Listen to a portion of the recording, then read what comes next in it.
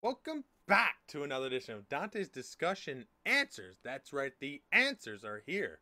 And we are giving you the answers that everybody else has provided for us to the question, of course, what is one thing you would change about PvP and why? This is, of course, in relation to Dark Souls 2. What would be one? If you could only pick one, I'm telling you, one thing. If you could say, oh, I don't want the Chaos Blade, then that's it. Everything else stays. Connection error stays. The one thing, and I posted this question on FextraLife, all the people there helped answer, and of course on the YouTube video. And let's just go through what people think. Anyways, we'll go on. We'll start off with YouTube answers. Legit Game says, I will be that guy for a moment and say removing soul memory would be my change. Soul memory, in my opinion, ruined what Dark Souls 2 could have been. Interesting. A lot of other people share similar sentiments, maybe to not as extreme as he does, but I then asked him, I was like, well, what do you mean by that? Elaborate a little bit further. And he says, the fact that going over 15 million soul memory made it so that level 200 can face level 800. You know, this is an interesting thing. I think about this a lot. Definitely many mismatches, right? So there is certain problems with this, obviously. I mean, at a point, levels don't really matter. Like a level 700 going against a level 800. Honestly, it's really anyone's game at that point. It really doesn't matter. But if it's a level 200 versus level 800, I mean, seriously, the person who has 800 probably can take any weapon, do like 3 hits and kill the 200 level person. That's just how it works. That's how levels work, right? Usually. You upgrade something, your stats go up. That's how it works. There's parts I like about this and parts I don't like about this. One thing I don't like about it is the fact that you can literally be level 1 and have 15 million soul memory, but all you used was either you were terrible and just lost all your souls and never used them, or maybe you upgraded all your weapons and armors, or you bought, any type of healing items or knives or whatever. So in that sense, it's kind of ridiculous because that's a difference between the PvE and the PvP. So it's like completely different. And obviously there's different ways to play the game, but I feel like that kind of makes it a little bit different, a little bit difficult for certain people to connect with each other. So I mean, in that aspect, it's a little weird. But other people then say,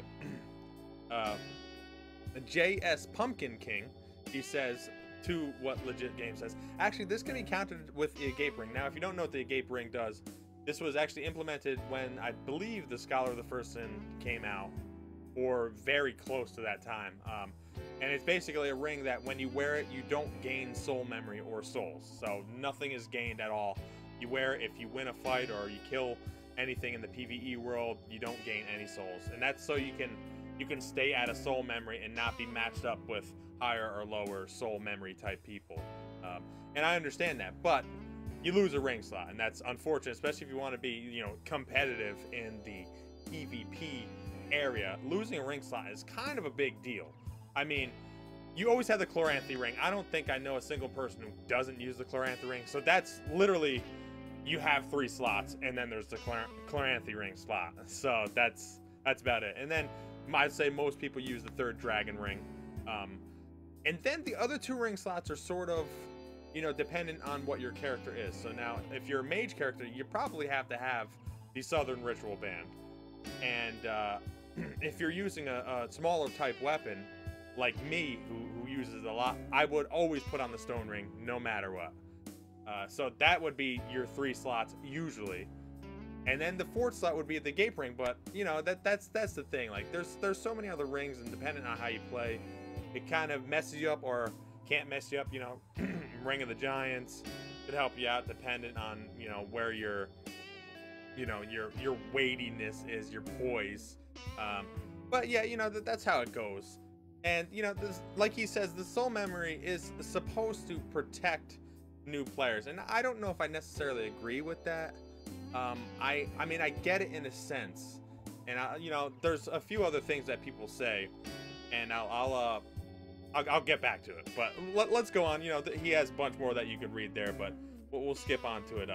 Then Legit Games replies and says, a Gape Ring actually does the opposite. People will limit their level to the best and get the best upgraded gear in the game and destroy lower level players. Now, The only reason I sort of think this is true now is that, like, if this ring was in the game in the beginning, maybe this wouldn't be as true, but I think it's a little bit true now because now people know what it does. And what it does is, if you know it limits your souls, new players aren't even going to understand what the hell that means. They're not going to be like, why would I ever want to not get souls? They wouldn't understand that. And so then it's more veteran type players who would understand why that is a thing, why it happens. That's why I sort of agree with legit games on this one, because I mean, new players won't even know.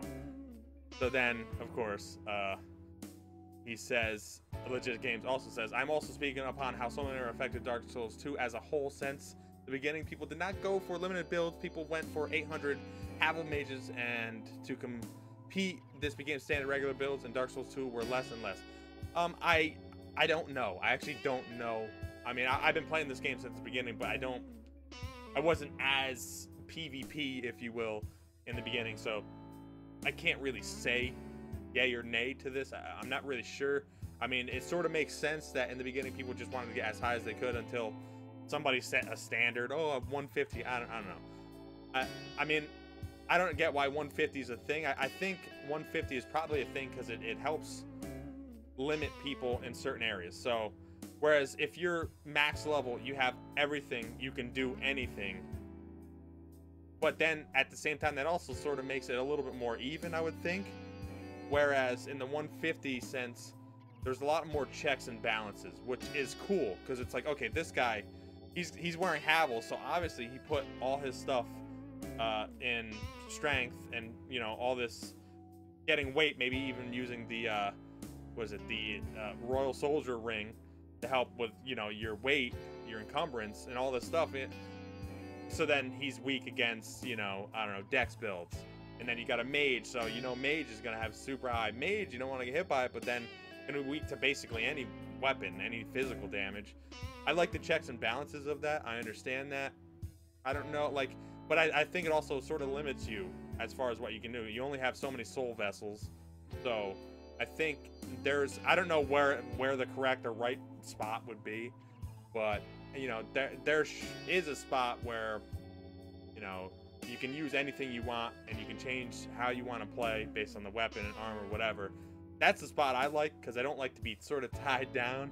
Like, oh, my guy, he can't use a Smelter Hammer because that's 70 freaking strength, and that's literally half my levels are going to strength. I can't do that. You know, that's ridiculous. I need health. I need all this other stuff. You know, I need to be able to punish people who heal, right? So I got to have some sort of dex for, like, maybe a bow, or maybe climax. I need to have some, you know, faith and intelligence. But, you know, that's my problem with it, is it limits you in, and it sort of makes it impossible in certain fights. I could be wrong. I don't know. I'm just opinionizing, if you will. But anyways, let's continue with this. JS Pumpkin then says, dude, use Gape Ring on Soul Memory 1.7. Now, I think this guy is from Europe or something, or maybe Canada, because they use a comma. I don't know. That's weird to me because, like, I've always seen a point, but 1.7 million or less, and you can care less than Havelmaze and such, blah blah blah. He says all this stuff. He's, you know, he's surprised that people who use a Gape for a low soul memory invasion. I don't know. It's a little interesting. Cracked red eye orbs can't invade lower tier soul memory, and part of that is a little weird. I always thought some of that was a little weird. I didn't understand why that was a thing. Why, like, you couldn't really invade anybody, because invading is sort of the world of the unknown, right? But I will get back to that a little bit later.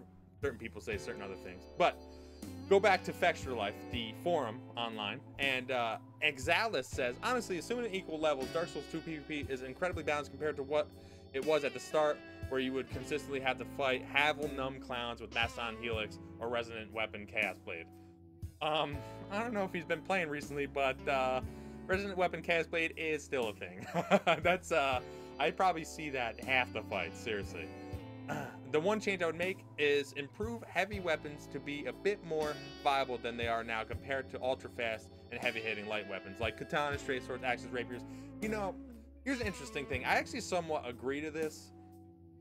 There's two problems. You know, I'm gonna play devil's advocate on myself, which is weird. But one issue is that, yes, I think every weapon should be 100% viable against every other weapon. So you should be able to use the Chaos Rapier versus, you know, any type of dagger, Black's Flamestone dagger, Havel's Dragon Tooth, whatever you want to call it.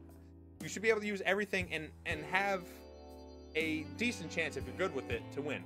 And I think that's true for the most parts, but I do think they've sort of messed up big weapons in one sense. Big weapons, to me, are weapons that are mostly meant to be trade weapons. So it's mostly meant for you to hit somebody and get hit, but you win the trade. You know, you need to figure out when they're going to attack and attack at the same time, you know. And that's part of what I believe is what makes a big weapon a good weapon, is you win trades. The problem with that is certain things like the Chaos Rapier, which wins trades over those, which is kind of ridiculous. It's not a big weapon. You know what that weapon is, so it's Chaos Rapier versus whatever big weapon you have, and it's kind of a problem. The only thing I like about it is it makes your skill set a lot higher. You have to try a lot harder, think a lot more. I like that, but I don't know exactly what they could do to sort of, not really remedy. It's not like the biggest problem, but there's certain things that shouldn't be the case. I know now that, I don't know if it was a patch or what, you used to be able to hit, if you got one hit on Ultra Greatsword or any big weapon, you got one hit, you'd be able to get the other hit. But now there's weapons where you can't do that. You get the one hit and they roll out of the second one and you're like, what the hell? Like, I used to be able to do this, now I can't do this. Is this adaptability? Is this just their agility? What's limiting me from hitting them twice? I think if you get a hit on them, especially if they're able to get the two hits on you, you get a hit on them with a big weapon, which is a lot more difficult, you should be able to get the second hit. I mean, that's the whole point of it, is you punish people by getting these big hits. You know, you're using this weapon most likely to get the 4 or 5 hits it takes to kill an opponent. That's the point of the weapon. The point of the weapon is supposed to be super strong, very few hits. So why are they doing that? It's ridiculous. I don't get it. If the Chaos Rapier can take like 3 hits to kill somebody, it's sort of like, why wouldn't you just go to the Chaos Rapier versus an Ultra Greatsword? I know that part of me is a little messed up, because it makes people sort of stray away from it. They need to blanket it to a point where people can choose any weapon they want and not feel bad about it. Like, oh, I lost because I was using this weapon, whereas, you know, I would have won if I was using it. Like, they don't want people to think that way. That's what I think. They want people to be like, oh, well, this is a weapon I like. I got good with it. I have a chance to win because things are a little bit more fair. I could see that. I don't know. Whatever. That's my little rant here. Anyways, we go on to Julie from FextraLife. Reduce startup of all attacks on Ultra Great Swords, Great Axes, Great Hammers, and Curved Great Swords. Now, obviously, this is going back to the previous statement. I sort of agree. I don't think 35%. I think that's a little high. Maybe slightly 10%. The problem with doing this is then it's like, oh, then it almost makes every great weapon OP. But at the same time, if you can't get those second hits off, unless this startup time affects that, then this might actually not be too bad of an idea. If you can get the second hit, then I think this might be a little bit overpowered versus what they used to be. So I don't know about that. Put in the comments below, though. And July also remarks, I would make it impossible to invade an Iron Key Bridge. That way people would have to PvP at an actual decent arena. Kind of agree with that. I think part of it is just that I'm sick of the Iron Key Bridge. I'm just sick of the fact that, like, I have to go there in order to play PvP. A lot of times when I go to the Brotherhood of Blood Covenant, I get super low level people and I don't feel good about those wins. What can I say? Next person says, Plowtoe777 drastically reduce katana and pokey stick counter damage. I actually disagree with this. I think part of what these weapons are for dex counter damage type attacks. Like that's why they're like that. Katanas are very skilled weapons, like in the real world is what I'm saying. So I think that actually works really well. And the pokey stick, obviously, rapiers, extremely skilled weapons in real life. So I think they were trying to put that in this game. I could be wrong, I don't know. I don't agree with that. I actually think there should be a larger disparity between counter damage, whereas I think most weapons are between 100 and 160 or 170. I forget what Chaos Rapier or Chaos Blade is. I can't remember if it's 165 or either way. It's between there. I wish there was a higher disparity. I wish it was like Ultra Great Swords did maybe, I don't know, 70 more damage, but their counter damage was like 30, and Katanas did maybe 70 less damage, but their counter damage was like 200, you know, something like that, where you're like, okay, I can't mess up versus these people, but I can take a straight hit, no problem, you know, like that's, I understand I can take a straight hit, but I can't mess up. Like that's how I feel like it should be, a little bit more drastic in its approach, rather than very closely knit together. I don't know, maybe that's just me. Let's go back to YouTube, and Emre Delibaz says, stamina regen, it's too damn slow. He doesn't say damn, but I like putting that in there. I disagree. I mean, you got a Chloranthy ring, you got the Blossom Kite shield, you got ways to make your stamina regen go faster, and then obviously, of course, don't spam. Make sure you have like half bar stamina for every time you're trying to attack, at least, and regenerate, back up. You know, sometimes you have to back up. The only thing I like about this is that I know that this guy's a fighter. He wants to keep going in there and keep smacking people up. I like that. I like fighters. I like how that works. Okay, let's go next. Oh, praise the sun. He says, this is a big deal, so excuse me whilst I ace this one. I'd make online servers the best ones in the world. Yeah, I definitely want the servers to be amazing. A lot of people share the sentiments. Musi, he says on YouTube, he says, I would have to say the connection issues. And there are some awful connections between players and or lag that can be the cause, sorry, I can't speak, of hitboxes being different. Have you ever rolled away or behind an Ice Rapier land spear and they still connected when clearly on your screen you are nowhere near them? Happens to me all the time. It would, yeah, you know, and he goes on a little bit further, but that happens to me constantly. But the weapons that happens to me are spears.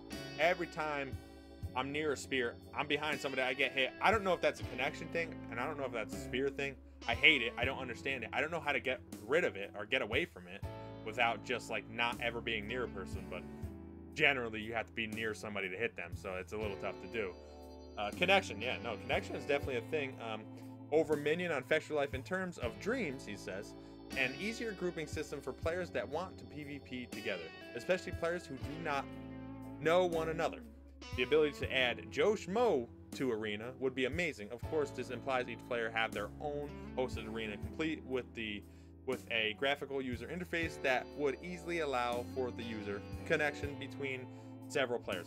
Like an in-game friend request, except in Dark Souls, it means we would kill you with honor. Now, I understand where he's coming from, where it's one thing that's stupid on Xbox. I don't know if it's the same on PS3.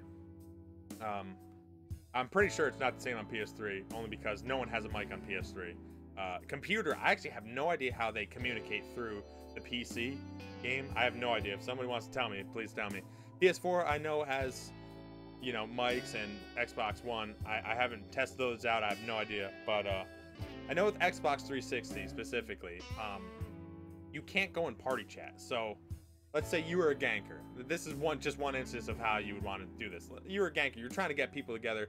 You can't go in party chat and talk to more than one person. I don't know why, but it sets you offline. You can only do a private chat, which is very strange. I don't understand that. It's a little weird. I don't know if that's like I have no idea what that would make better or worse having.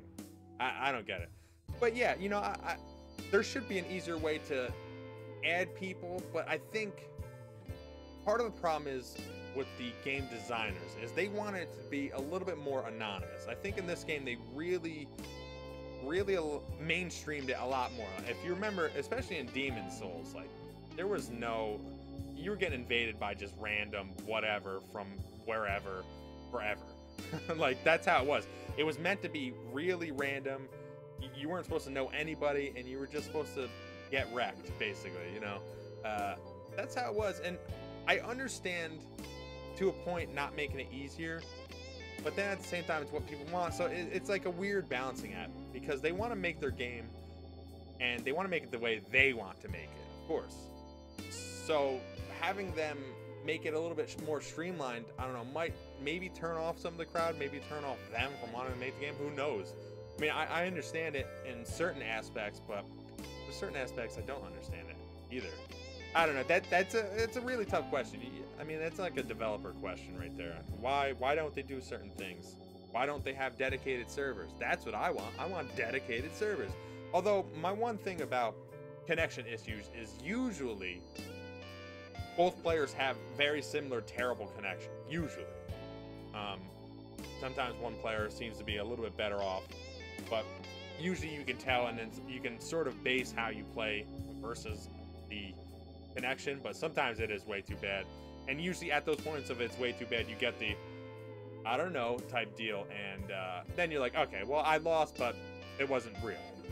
And yeah, I guess that would be that.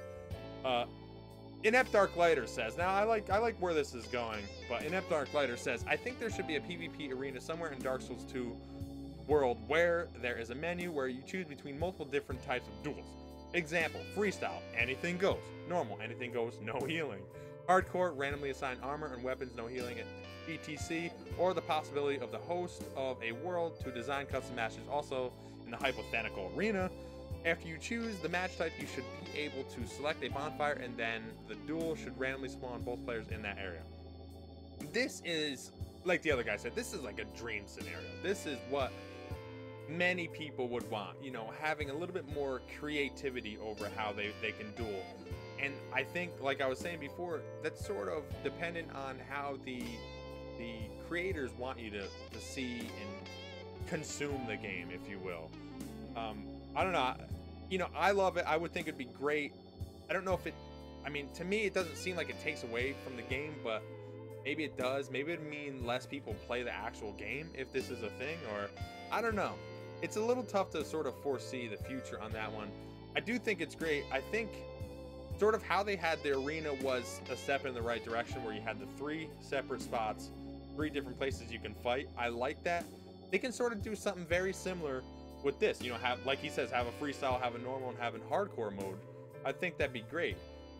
I think that'd be great. Like, why not, right? So let's go on to Eladu Gaming. Everybody's talking about soul memory and lag. I'ma be that guy. Any kind of healing during PvP. Oh, this is my man right here. I want healing to be only PvE. And yes, a lot of people would disagree with me, but I've had enough of almost killing someone 3 times just so she can run away and heal and come back and fight and slowly damage me until she gets that one lucky shot that kills me.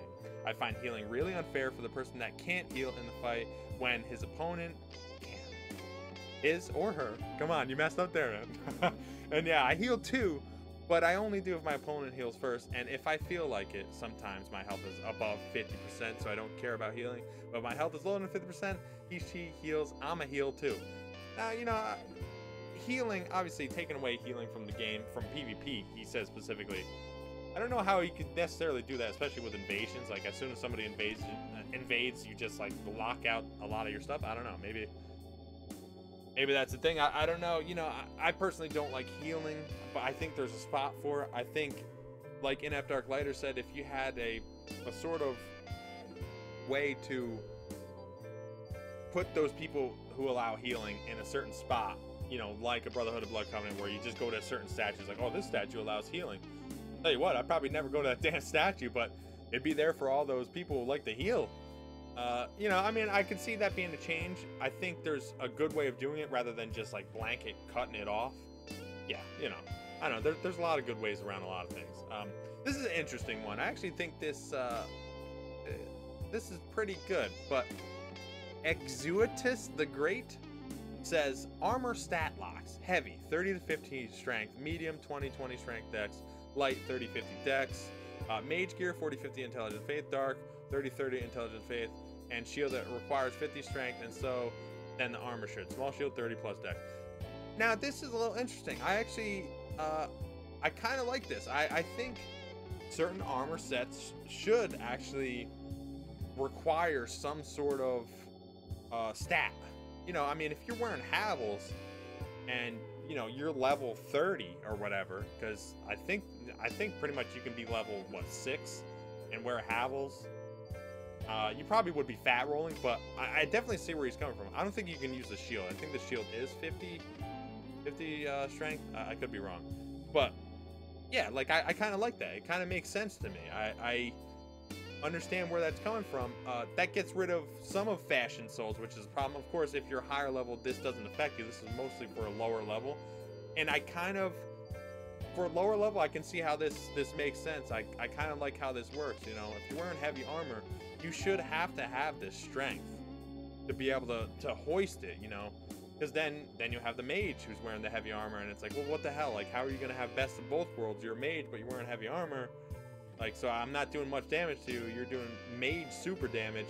I can sort of see how that works in lower level. A higher level, that doesn't matter, obviously, but lower level, it seems kind of cool. I like, me personally, I like limiting factors. I like factors that sort of boast you in one area and then take away in another. So that's one thing I like and dislike about this game, and even the previous Dark Souls, is they didn't really allow you to overextend on one certain area.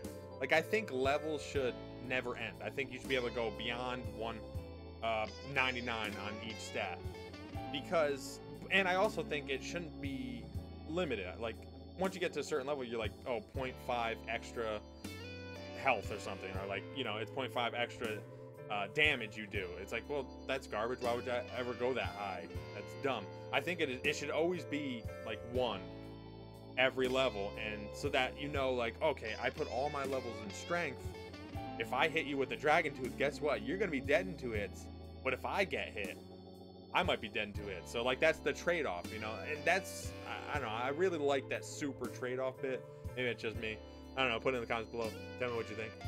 Let's go back now to Kyle Lilly. Now, Kyle Lilly talks about something very interesting, and I'm already, before I even tell you what he says, I agree with it, because it's, and I'll tell you why. But anyways, here we go. Kyle Lilly says, Xbox Live Lord Riley. He says, now I gave it some thought, and I hate to be generic, so this is what I think. Now, what's interesting is he's not necessarily generic what he's talking about, because he goes into detail and he makes it make sense rather than just saying, oh, this is unfair, blah, blah, blah. I think that everybody's levels should be dynamic to one another. What I mean exactly, if you are dueling a 150 and you're like 800 like myself, all of your stats will scale down to a level 150's fairness. Now, I think this is an absolutely fantastic idea. Actually a little shocked that they don't do this. Now, this, of course, can only work in one situation, but let me read the rest here. In PvE, your level and everything will still matter, except for when you duel. Get summoned, etc. I think invading should have no level cap, but the odds of a 50 invading 838 will be severely low, and only if no one else is available. The entire idea sounds ridiculous. I don't think it does, but I think it would work because of the lack of PvPing I'm seeing nowadays. If you were in the 150's shoes, you'd most likely agree.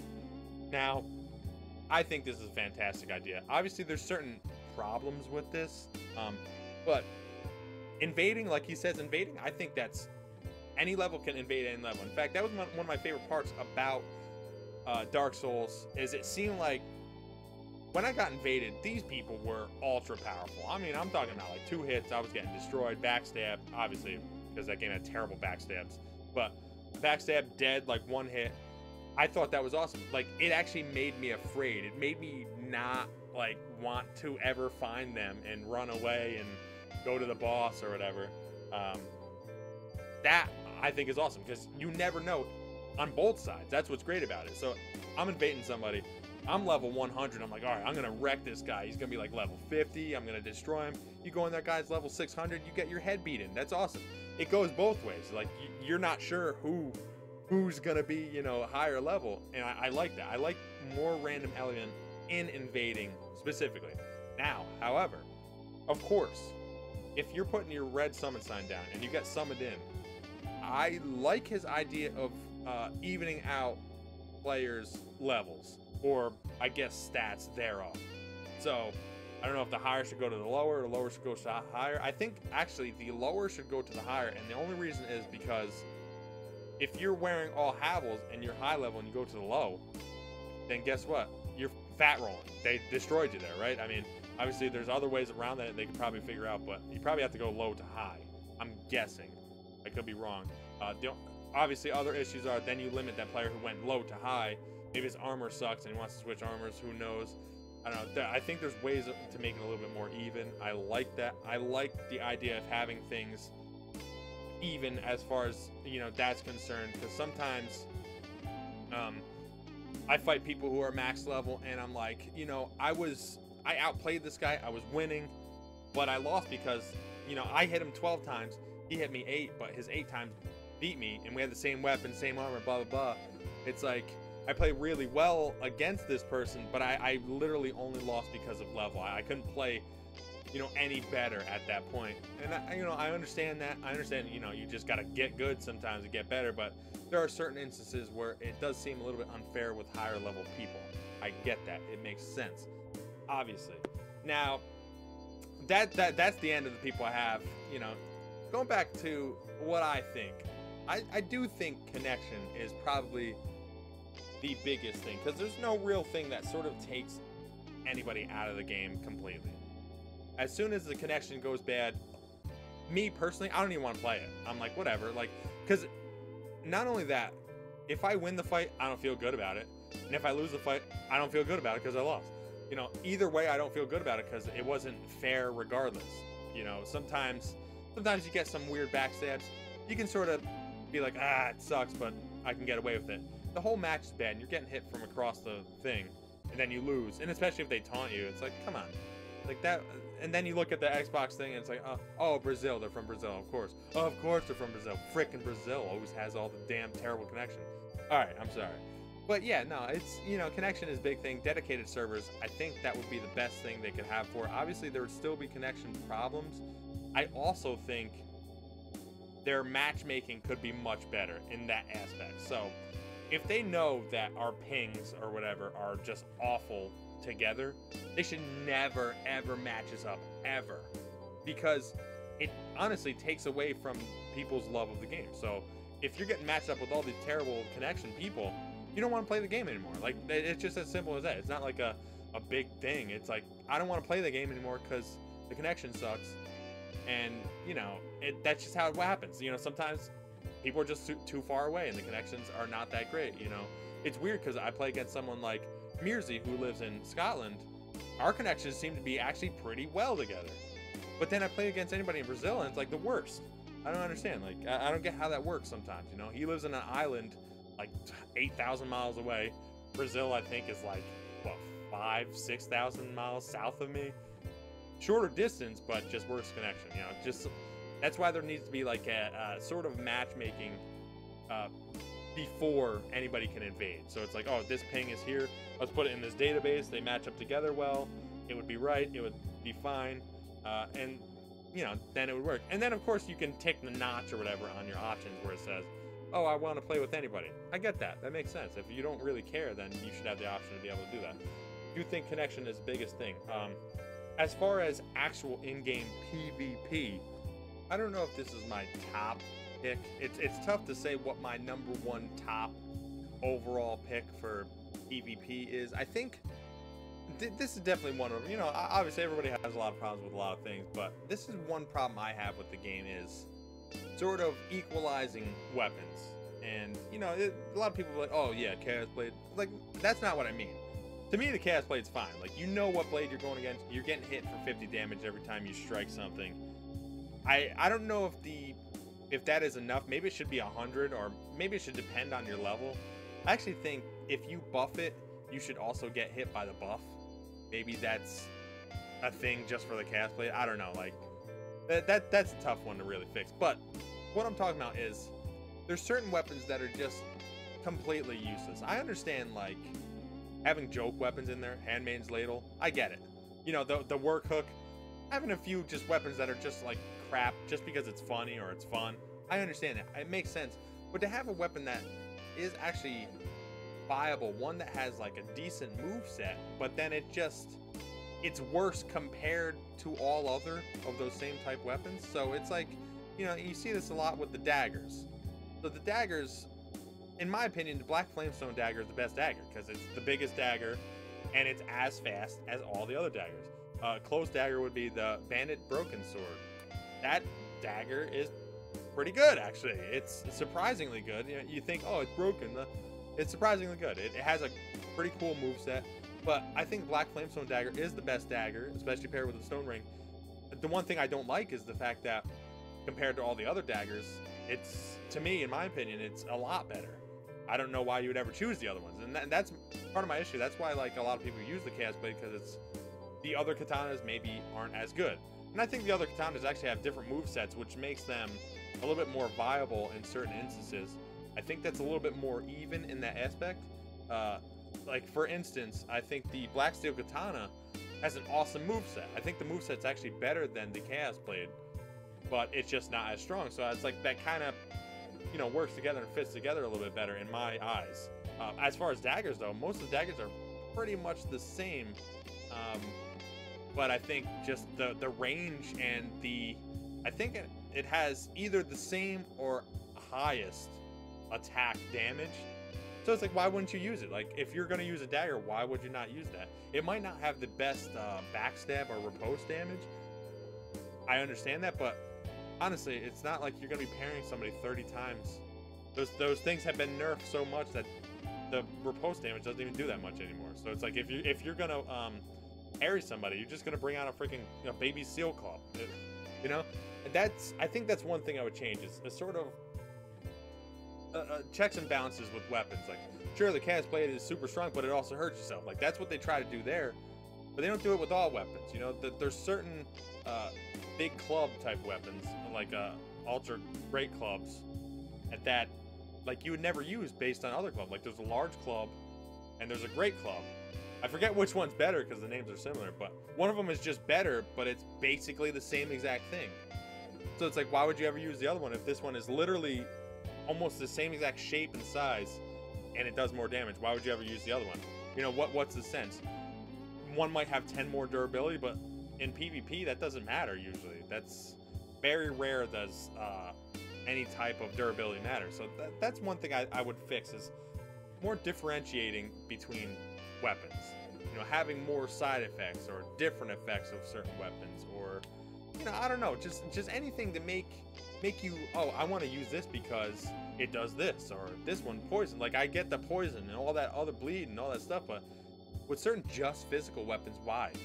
Like, why wouldn't you just change something to make it like, oh, I want to use this because it has a different moveset. They both have the same moveset, and this one's better. You're never going with this one. That's my issue. I think that's a big problem for me, because I like to use all different types of weapons. But yeah, I don't know. You know, there's a lot of things you could talk about what you want to change. A lot of people want to change stuff. I get it. Connection, I get it. Healing, I get it. Like, I get basically everybody's issues or problems. And hopefully in Dark Souls 3, they will come together and maybe be a little bit more accepting of the PvP crowd in that aspect. Maybe even have a dedicated arena set up. Maybe even in the menu, you just go there and whatever weapons and armor you have, everybody's the same level and you can use anything. Like, that I think could work out and it'd be pretty cool. But we'll see. You know, we'll see. Dark Souls 3 is just around the corner, so it seems. Time is flying by. Like, comment, subscribe. Tell me what you think. I will be back and put everything in the comments below what you think of this. A lot of times I don't get my facts straight, so just tell me if I'm wrong, but be nice about it. Thanks.